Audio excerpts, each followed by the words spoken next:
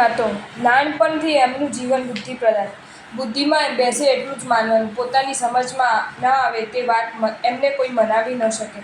એમની મમ્મી એમને ઘણીવાર સમજાવતી, બેટા એક તત્વ એવું છે કે જ્યાં બુદ્ધિનું કાંઈ ચાલતું નથી. બુદ્ધિ બહેર મળી જાય તેવી ઘટનાઓ શ્રદ્ધાના આધારે આજે પણ ઘટે છે. બુદ્ધિથી બધી વાતોના સરવાળા નથી મળતા. બુદ્ધિનું આટલું ગાંડ પણ સારું નહીં. મમ્મી સાથે આ વિષયમાં ચર્ચાઓ કરીને એ મમ્મીને ચૂપ કરી દેતી. એ કદાગ્રહી હોવાથી એમની સાથે વધુ ચર્ચા કરવાનો કોઈ અર્થ નહીં એમ સમજી વાત મમ્મી મૂકી દેતી. આમ એ શ્રદ્ધાળુઓને ચર્ચામાં રસ ક્યાં હોય છે? તે લોકો તેમની ભક્તિ અને શ્રદ્ધામાં મશગુલ હોય છે. કોરોનાના વિચિત્ર સમયમાં દીપકની તબિયત સારી રહેતી નહોતી. આમ જોવા જઈએ તો રોગ કોઈ નહીં અને આમ જોવા જઈએ તો ફરિયાદોનો પાર નહીં.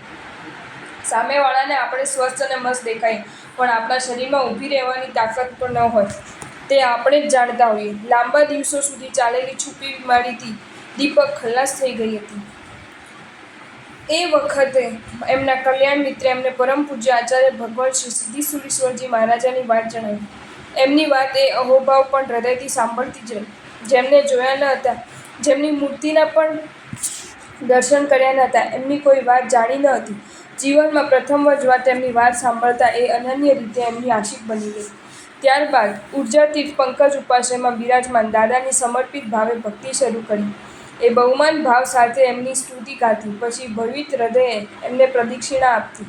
ખબર નહીં પણ એવું થતું કે એમને પ્રદક્ષિણા આપતી વખતે ખૂબ જ શાંતિ અનુભવાતી. મનમાં એવું થતું કે પ્રદક્ષિણા આપ્યા જ કરું.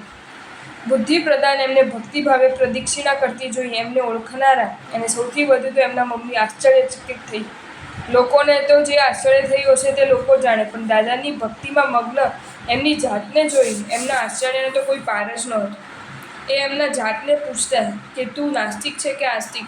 સળંગ 21 દિવસ દાદાની ભક્તિ એમણે કરી અને દાદાની કૃપા એવો અનુભવ થયો કે એ એકદમ સ્વસ્થ થઈ ગઈ. છેલ્લા કેટલાય વખતથી એમનું શારીરિક સ્વાસ્થ્ય કથળી ગયું હતું તે ફરી પૂર્વવત થતાં એ દાદાની વધુ આશિક બની ગઈ. એમણે દાદાની ભક્તિ છોડીને એમના મનમાં બીજી એક વાત દાદાને જણાવી કે દાદા, અમારું ઘર અમે વેચવા કાઢ્યું છે પણ તે વેચાતું નથી.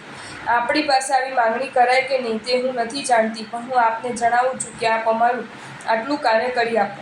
અમને શ્રદ્ધા છે કે આપની કૃપાથી અમારું આ કાર્ય થઈ જ જશે. દાદાને મનની વાત જણાવ્યા પછી એ ચિંતામુક્ત હતી. 21 દિવસ દાદાના દર્શનાર્થે ગઈ અને એમનું ઘર એમને ઈચ્છતા હતા તેનાથી પણ વધુ સારી રકમમાં વેચાઈ ગયું. દાદાના અનુભવ પછી મારી દાદા પ્રત્યેની શ્રદ્ધા વધુ ગાઢ થઈ. જૂનું ઘર વેચાઈ ગયું પછી એમને એક સ્વપ્ન બાકી હતું કે એમણે દાદાને જણાવ્યું. 3 BHKનું એમનું રળિયામણું ઘર હોય જેમાં પ્રવેશતા હાશ થાય તેવું અને દિલને તસલ્લી આપે તેવું.